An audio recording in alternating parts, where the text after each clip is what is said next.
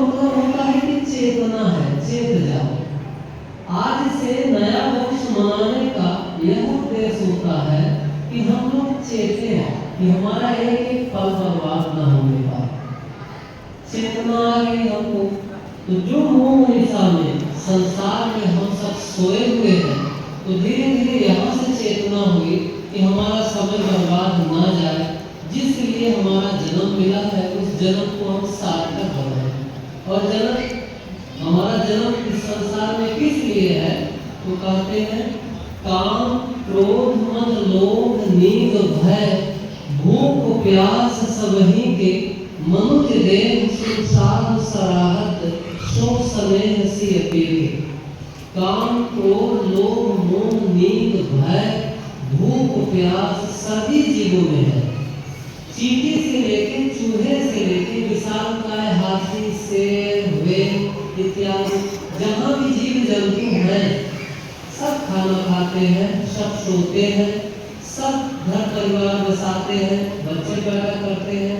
यही गुण हमारे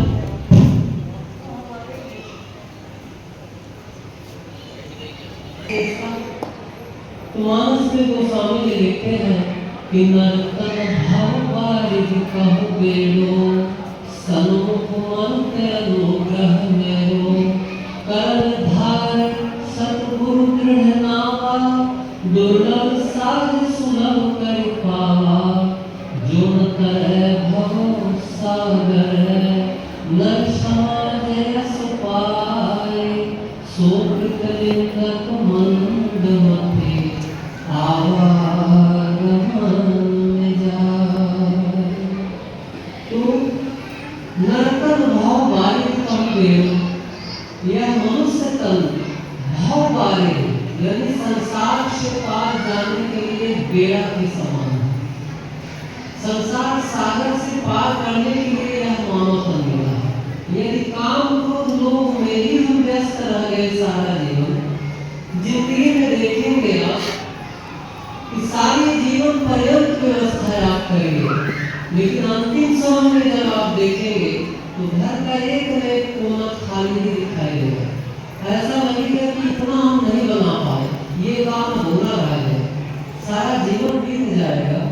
किसी कला को सीखने लगे ना, गाना ही सीख लिए, गाना सीखते सीखते सीखते सीखते आप गाने की इतनी पराकाष्ठा में अच्छा गायक बन जाएंगे, लेकिन वहाँ भी लगेगा कि जब से सीख के आप प्रस्तुति करने के लिए जब आप होंगे तो वहाँ ही नहीं रह जाएगा।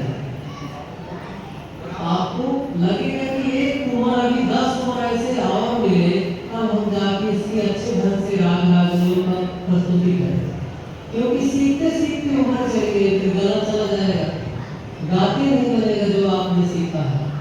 तो गाने को ही ले लीजिए, एक जिंदगी आपको नहीं 10 जिंदगी भी कम पड़ेगी उसको प्रस्तुत करने में।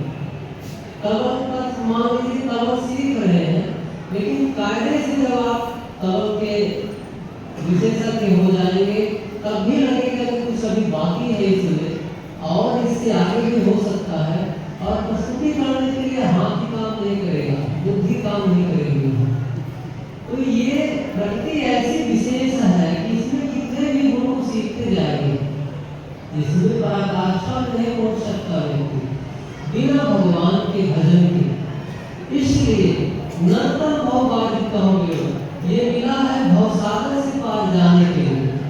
तो क्यों ना हम संसार में रहें, संसार में नहीं छोड़ना है। ये भी ना हो कि हम सब कोई घर द्वार छोड़ दें, साधु ही हो जाए, तो सबके अंदर प्रश्न उठता है कि फिर सृष्टि कौन चलाएगा, सृष्टि का क्या होगा, ये प्रश्न उठता है, बार बार उठेगा। यदि सब साधु हो गए और सब कोई भजन ही करने लगे तो संसार फिर क्या होगा, कैसे चलेगा, ये प्रश्न उठता है। लेकिन ऐसी बात नहीं है, आप केवल वार्तालाप कर रहे हैं, संसार छूट थोड़ी रहा है। आप यहाँ भी आ जाएंगे, साधु भी हो गए, तभी संसार में छूटता। जब तक मन पूर्ण रूप से शांत नहीं है, भगवत ध्यान में समाधि की अवस्था नहीं आई, भजन करते करते, तो संसार में हर तरीके से आसक्ति रहती है। इसी से बचते हुए, इन्हीं काम को लोग को काटते हुए साधक आगे बढ़ता है। इसलिए मनुष्य तन बेड़ा है, यानी एक तरीके से संसार सागर पार करने के लिए भगवान ने कृपा करके इसको दिया है। विशेषता इसमें क्या है कि भगवान के चरणों में प्रेम करने की क्षमता इसी तन में है। बाकी कोई भी शरीर है, कोई भी जीव है, उसको कहो ध्यान लगाओ, भजन करो, ये प्रक्रिया वो नहीं कर सकता। चाहे कितना भी बड़ा जीव हो, चाहे कितना हो, पालतू कुत्ता बड़ा ईमानदार वफादार है, लेकिन उसको कहो ध्यान लगाओ तो वो नहीं जाने, चुपचाप बैठा तो भी बैठना चाहिए। लेकिन मनुष्य के अंदर, मानव के अंदर भगवान ने वो विवेक दिया है जिससे आप सब ध्यान, धारणा, समाधि, यम, नियम, आसन, प्राणायाम, प्रत्याहार, ये तमाम चीजों को करने की क्षमता आपके अंदर है और भगवान के चरणों में प्रेम करने की क्षमता है। इसलिए ये शरीर भगवान ने दिया। तो घर गृहस्थी से रहते हुए भी सबको आधा घंटा, 1 घंटे का ऐसा नियम बनाना है, रोज शाम सवेरे का नियम बने। प्रश्न आता है कि मन नहीं लगता, चाहे पुराने भक्त हो चाहे नए हो, सबका प्रश्न यही आएगा